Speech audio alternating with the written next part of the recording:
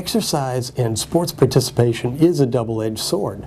You know, we do have a number of children that are obese in our society, and we want to get those children involved in physical activity and getting outside.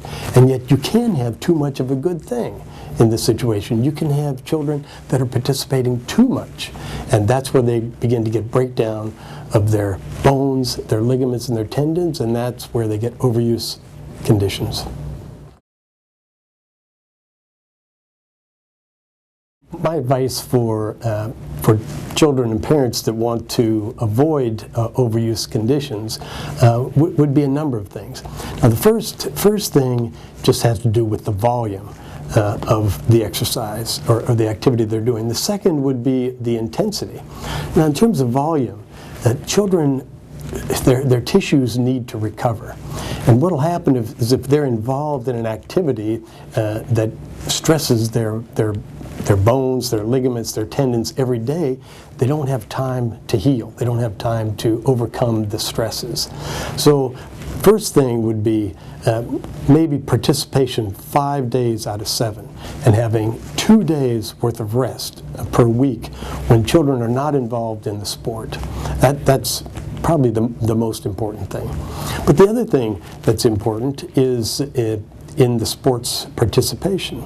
Children, just like adults, need to warm up before they participate.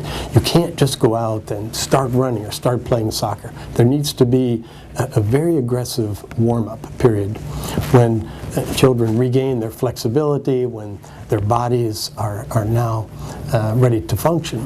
The second thing is stretching, and stretching usually should be part of the warm-up.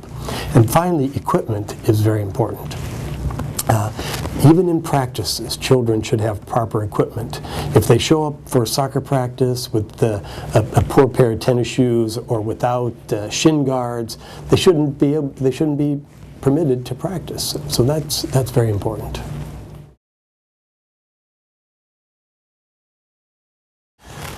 So the sex ratio of children that are coming in to see me for overuse syndromes is definitely changing. I am seeing more girls than boys. And certainly for many sports-related injuries like anterior cruciate ligament tears, girls are like 3 times more common, particularly in my practice, than boys, but that's across the board.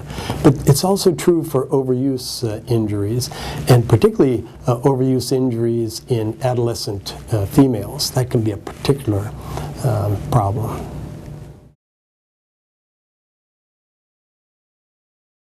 Girls are at much greater risk than boys for non-contact ACL tears.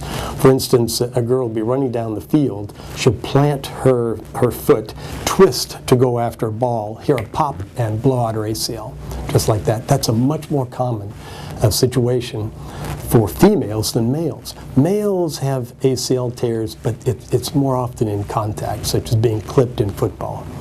So for females playing soccer, even things like badminton, basketball, non-contact anterior cruciate ligament tears, it's an absolute epidemic.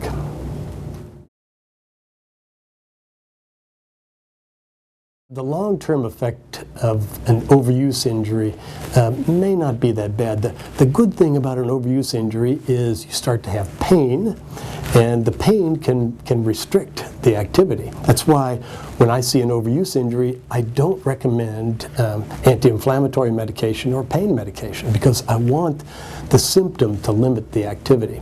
And if you can prevent things like stress fractures and avulsion fractures, that's a good thing. For preseason conditioning, there are some things that are just good for all children and all sports.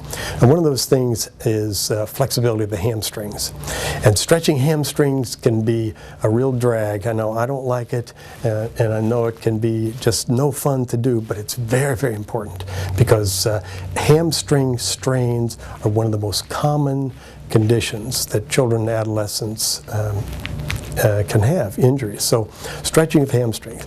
Now the second thing is strengthening and toning. Strengthening and toning of the abdominal muscles and the gluteal muscles also is very, very good. Good, strong abdominal muscles can protect the back. And gluteal muscles also are good for protecting the back. So if I had to come up with a general prescription for all sports, be they endurance sports, strength sports, it would be flexible hamstrings, strong abdominals, and strong gluteal muscles.